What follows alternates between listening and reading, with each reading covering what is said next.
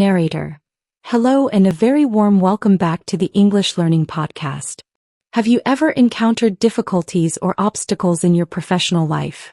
Do you sometimes find yourself facing challenging situations at work? Well, today we're going to delve into the common and often complex topic of workplace challenges.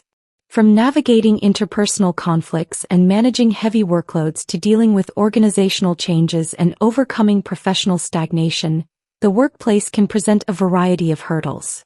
Understanding these challenges and developing effective coping strategies is crucial for professional well-being and career success.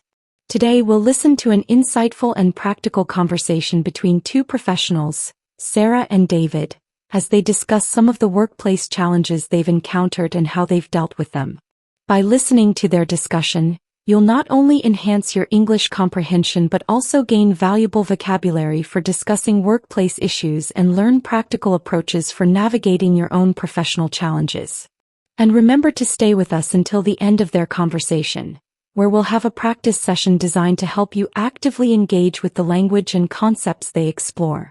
So, take a moment to reflect on your own workplace experiences, listen attentively, and let's explore the multifaceted world of workplace challenges together.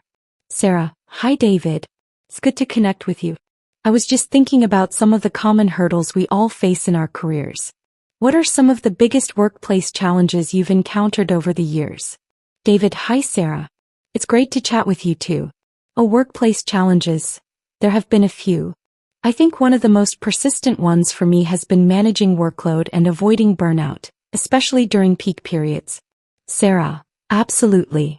That feeling of being overwhelmed with tasks and deadlines can be incredibly stressful. I've definitely been there. Another challenge I've faced is navigating interpersonal conflicts with colleagues. David, yes, the human element. Dealing with different personalities, communication styles, and sometimes conflicting agendas can be tricky.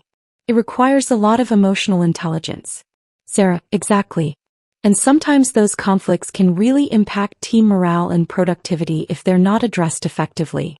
What about organizational changes? Have you experienced many of those? David, several times. Restructuring, new management, changes in company direction. Those can create a lot of uncertainty and anxiety among employees. Sarah, definitely. The fear of the unknown and the need to adapt to new systems and processes can be quite unsettling. Another challenge I've personally grappled with is feeling a sense of professional stagnation, like I'm not growing or learning anymore in my role. David, I can relate to that. That feeling of being stuck in a rut can be really demotivating. It's important to find ways to keep learning and developing, even within the same role. Sarah, so, how have you typically dealt with the challenge of managing workload and burnout? What strategies have you found effective? David, for me it's been crucial to learn how to prioritize tasks effectively and to say no to additional commitments when my plate is already full. Setting boundaries is key. I also try to take regular breaks throughout the day to avoid feeling overwhelmed. Sarah, setting boundaries is so important but often difficult to do, especially when you're eager to please or feel pressure to take on more. I've found that breaking down large tasks into smaller, more manageable steps can make a heavy workload feel less daunting. David, that's a great tip. And what about navigating interpersonal conflicts? What approaches have you found helpful? Sarah, open and direct communication, but always with respect and a focus on finding a solution rather than assigning blame. Trying to understand the other person's perspective is also crucial, even if you don't agree with it. Sometimes involving a neutral third party like HR can also be necessary. David, that's a mature approach. I've found that active listening and trying to empathize with the other person's point of view can often de-escalate tensions. And as you said, focusing on the issue at hand rather than personal attacks is vital. Sarah, what about dealing with organizational changes? How do you cope with the uncertainty and adapt to new circumstances? David, I try to focus on what I can control, like my own attitude and my willingness to learn new skills. Staying informed about the changes and asking questions can also help to reduce anxiety. And connecting with colleagues to share concerns and support each other can make a big difference. Sarah, that's a proactive way to handle it. I've found that trying to see the potential benefits of the change, even if they're not immediately obvious, can help with acceptance. And as you said, leaning on your network for support is key. David, and what about overcoming professional stagnation? What strategies have you used to keep growing in your career? Sarah, actively seeking out opportunities for learning and development, whether it's through online courses, workshops, or taking on new projects within my role. Mentoring others or seeking mentorship can also provide new perspectives and challenges. And sometimes, it might involve looking for a new role or organization that offers more growth potential. David, those are all excellent strategies. I've also found that setting new goals for myself within my current role can help to reignite motivation. And networking with people in my field can expose me to new ideas and opportunities. Sarah, networking is so valuable. You never know where your next opportunity or inspiration might come from. What about some of the less obvious workplace challenges? Have you encountered any of those? David, one that comes to mind is dealing with a lack of recognition for your work. Feeling like your contributions aren't valued can be quite disheartening. Sarah, oh, that's a big one. Feeling invisible or unappreciated can really impact your motivation and job satisfaction. How have you addressed that? David, I've tried to be more proactive in communicating my achievements and contributions to my manager. Documenting my successes and being prepared to discuss them during performance reviews has been helpful. And sometimes, seeking external validation through networking or industry recognition can also make a difference. Sarah, that's a good way to advocate for yourself. Another subtle challenge can be navigating office politics. Understanding the power dynamics and unspoken alliances can be crucial for navigating the workplace effectively. David, absolutely. Office politics can be complex and sometimes frustrating. Trying to build positive relationships with colleagues across different teams and levels, and focusing on professionalism and integrity, can help you navigate those waters. Sarah, that's a diplomatic approach. What about dealing with difficult bosses or managers? That's a challenge many people face at some point. David, that can be incredibly stressful. I've found that trying to understand their communication style and expectations, and then adapting my approach accordingly, can sometimes help. Setting clear boundaries and documenting interactions can also be important, especially if there are issues with fairness or respect. And sometimes, unfortunately, it might lead to seeking a different role or company. Sarah, that's a tough one. Having a supportive and effective manager can make all the difference in your job satisfaction. What about the challenge of work-life balance? That's something many professionals struggle with. David, it's a constant juggling act. For me, it involves consciously setting boundaries between work and personal time, prioritizing self-care activities, and being realistic about what I can achieve in a given day. Technology can blur those lines, so being intentional about disconnecting is important. Sarah, absolutely. Making time for things outside of work that you enjoy and that help you recharge is essential for long-term well-being and preventing burnout. It's not always easy, but it's crucial. David, so it seems like workplace challenges are multifaceted and can range from practical issues like workload to more interpersonal and organizational complexities. Sarah, exactly.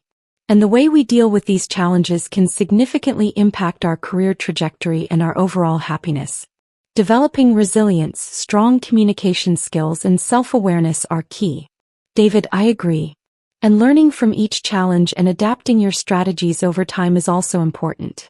What works in one situation might not work in another. Sarah, that's a great point. It's an ongoing process of learning and refinement. David, well, Sarah, this has been a really insightful conversation. It's good to know that many of these challenges are universal and that there are strategies we can use to navigate them. Sarah, absolutely, David. Sharing these experiences can be really helpful. It reminds us that we're not alone in facing these hurdles.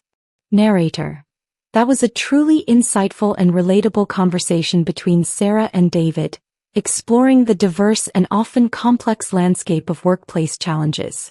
They shared practical strategies for managing workload, navigating interpersonal conflicts, adapting to organizational changes, overcoming stagnation, dealing with a lack of recognition, navigating office politics, and striving for work-life balance. Now, let's move on to our practice session to help you actively engage with the language and concepts they explored. Practice section. Part 1. Vocabulary of workplace challenges. Let's review some key vocabulary and phrases related to workplace challenges that Sarah and David used. Hurdles, obstacles or difficulties. Think about, what are some common hurdles for new employees in a workplace? Persistent, continuing to exist or occur over a prolonged period. What workplace challenges can be particularly persistent?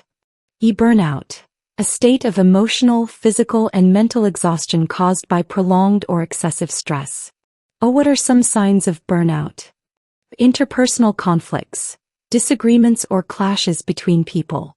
Why are interpersonal conflicts common in workplaces? Conflicting agendas, different or opposing plans or goals. How can conflicting agendas create workplace challenges? Emotional intelligence, the ability to understand and manage one's own emotions, as well as recognize and influence the emotions of others. Why is emotional intelligence important for navigating workplace challenges? Team morale, the overall spirit and level of enthusiasm within a team. How can unresolved conflicts impact team morale? Productivity, the rate at which goods or services are produced, especially in relation to the time, labor, and resources needed to produce them. How can workplace challenges affect productivity? Organizational changes, significant shifts in a company's structure, management, or operations. What are some examples of organizational changes? Uncertainty, the state of being unsure or doubtful about something. Why do organizational changes often create uncertainty among employees? Anxiety, a feeling of worry, nervousness, or unease, typically about an event or something with an uncertain outcome. How can workplace challenges contribute to anxiety? Adapt to adjust to new conditions or circumstances. Why is it important to be able to adapt to changes in the workplace? Professional stagnation, a lack of growth or development in one's career. What can cause professional stagnation? Stuck in a rut, being in a situation characterized by a lack of progress or excitement. How can you avoid feeling stuck in a rut at work? Prioritize tasks, to decide which tasks are most important and should be done first. Why is it important to prioritize tasks when managing a heavy workload? Say no to refuse to accept or agree to something. Why can it be challenging to say no to additional work? Set boundaries, to establish limits on what you are willing to do or accept. Why is it important to set boundaries between work and personal life? Overwhelmed, feeling like you have too much to deal with. What can make you feel overwhelmed at work? Daunting, seeming difficult to deal with, intimidating. How can breaking down large tasks make them feel less daunting?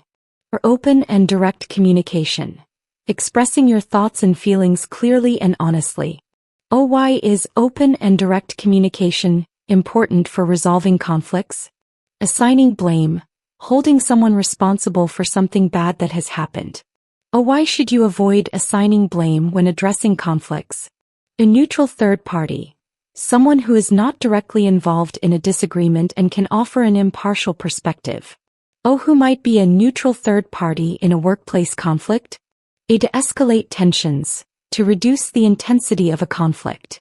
How can active listening help to de-escalate tensions? Focus on the issue at hand, to concentrate on the specific problem being discussed. Why is it important to focus on the issue at hand rather than personal attacks? Proactive, taking initiative to act rather than waiting to be told what to do. Why is it proactive, to stay informed about organizational changes? You lean on your network, to rely on your professional connections for support and advice. Why is it helpful to lean on your network during times of change? Reignite motivation, to make someone feel enthusiastic about something again. How can setting new goals reignite motivation? Expose you to bring you into contact with new things or ideas. Oh, how can networking expose you to new opportunities? Subtle challenges. Difficulties that are not obvious or easily noticed. Oh, what are some examples of subtle challenges in the workplace? A lack of recognition. Not receiving acknowledgement or appreciation for your work. Oh, how can a lack of recognition affect employees? Disheartening. Causing someone to lose confidence or enthusiasm. Oh, why can a lack of recognition be disheartening? Proactive in communicating. Taking the initiative to share information about your achievements. Oh, why should you be proactive in communicating your contributions? Documenting successes. Keeping a record of your achievements and positive outcomes. Oh, why is documenting successes important for performance reviews? External validation. Recognition or approval from people outside your immediate work environment. Oh, how can external validation make a difference? Office politics. The power struggles and informal relationships within a workplace that can influence decisions and outcomes. Oh, why can office politics be challenging to navigate? Power dynamics. The way in which power is distributed and exercised within a group or organization. Oh, why is it important to understand power dynamics? Unspoken alliances. Informal groups or connections between people in a workplace. Oh, why should you be aware of unspoken alliances? A diplomatic approach. Dealing with situations in a sensitive and tactful way. Oh, why is a diplomatic approach useful for navigating office politics? Integrity. The quality of being honest and having strong moral principles. Oh, why is integrity important in navigating office politics? Difficult bosses/managers. Supervisors who are challenging to work with due to their behavior, communication style, or expectations. Oh, what makes a boss or manager difficult? Adapt your approach. To change the way you do things to suit a particular situation or person. Oh, why might you need to adapt your approach when dealing with a difficult boss? Set clear boundaries. To establish definite limits on what you are willing to do or accept in your interactions with a boss. Oh, why is it important to set clear boundaries with a difficult boss? Document interactions. To keep a written record of conversations or events. Oh, why might you need to document interactions with a difficult boss? Fairness and respect. Treating people equitably and with consideration. Oh, why are fairness and respect important in the workplace? A work-life balance. The state of equilibrium between a person's professional and private life. Oh, why is work-life balance important? Juggling act. Trying to manage several things at the same time, often with difficulty. Oh, why is achieving work-life balance often described as a juggling act? Self-care activities. Actions that individuals take to promote their physical, mental, and emotional health. Oh, why is it important to prioritize self-care activities? Intentional about disconnecting. Making a conscious effort to stop engaging with work-related technology and tasks during personal time. Oh, why is it important to be intentional about disconnecting? Recharge. To regain energy and enthusiasm after being tired or stressed. Oh, why is it important to make time to recharge? Multifaceted. Having many different aspects or features. Oh, why are workplace challenges described as multifaceted? A career trajectory. The path or direction that someone's career takes over time. Oh, how can the way you deal with challenges impact your career trajectory? Overall happiness. A general sense of well-being and contentment. Oh, how can workplace challenges affect your overall happiness? A resilience. The ability to recover quickly from difficulties. Toughness. Oh, why is resilience important in the workplace? A self-awareness. Conscious knowledge of one's own character, feelings, motives, and desires. Oh, why is self-awareness important for navigating workplace challenges? Ongoing process. Something that continues to develop or change over time. Oh, why is dealing with workplace challenges described as an ongoing process? Refinement. The process of making something better or more polished. Oh, why might you need to engage in refinement of your coping strategies? Universal. Experienced by everyone or existing everywhere. Oh, why is it helpful to realize that many workplace challenges are universal? Hurdles, obstacles or difficulties. Oh, think about, what are some common hurdles for new employees in a workplace? Part 2. Reflecting on your workplace challenges. Think about your own experiences with workplace challenges, past or present. Answer the following questions. 1. What has been one of the most significant workplace challenges you've faced? 2. How did that challenge make you feel? What were your initial reactions? 3. What strategies did you try to overcome that challenge? Were they effective? 4. Did you seek advice or support from anyone, colleagues, mentors, friends, family? How helpful was their input? 5. Looking back, what did you learn from that experience? Would you approach a similar challenge differently now? 6. What are some of the ongoing workplace challenges you currently face? How are you managing them? 7. Do you feel your workplace provides adequate support for employees facing challenges? So, what kind of support is available? If not, what kind of support would be helpful? 8. What personal qualities or skills do you think are most important for effectively dealing with workplace challenges? 9. What advice would you give to someone who is currently struggling with a significant workplace challenge? Part 3. Practicing phrases for discussing workplace challenges. Imagine you are talking to a colleague in English about a workplace challenge you are facing. Practice using the following phrases in your conversation. 1. I'm currently dealing with a bit of a challenge at work. 2. It's been quite stressful/frustrating/demotivating. 3. The main issue is. 4. I've tried a few things but they haven't really worked. 5. I'm considering. 6. Have you ever faced anything similar? 7. Any advice would be greatly appreciated. 8. It's impacting my, e.g., productivity, morale, work-life balance. 9. I'm hoping things will improve soon. Practice incorporating these phrases naturally into your explanation of the situation and your feelings about it. Part 4. Role-playing a solution-oriented discussion. Imagine you and a colleague are brainstorming solutions to a common workplace challenge, such as heavy workload or communication issues within the team. Take turns suggesting potential strategies and discussing their pros and cons. Use phrases like, "What if we tried?"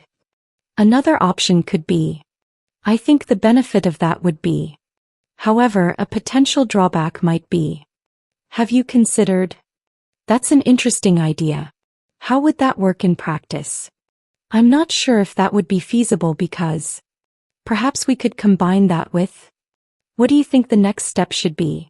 Practice this dialogue, focusing on collaborative problem-solving and respectful communication. Narrator. The workplace, while often a source of fulfillment and growth, inevitably presents its share of challenges. As Sarah and David so thoughtfully illustrated, recognizing these hurdles and developing effective strategies for navigating them is essential for our professional well-being and long-term success. By fostering open communication, practicing empathy, seeking solutions collaboratively, and prioritizing our own resilience, we can learn to not just overcome workplace challenges, but also to grow from them. Thank you for joining the English Learning Podcast today. We hope this episode has provided you with valuable language and practical insights for navigating the complexities of the workplace. We'll be back soon with more engaging conversations to support your English learning journey. Until then, remember that you are not alone in facing these challenges, and with the right approach, you can overcome them and thrive.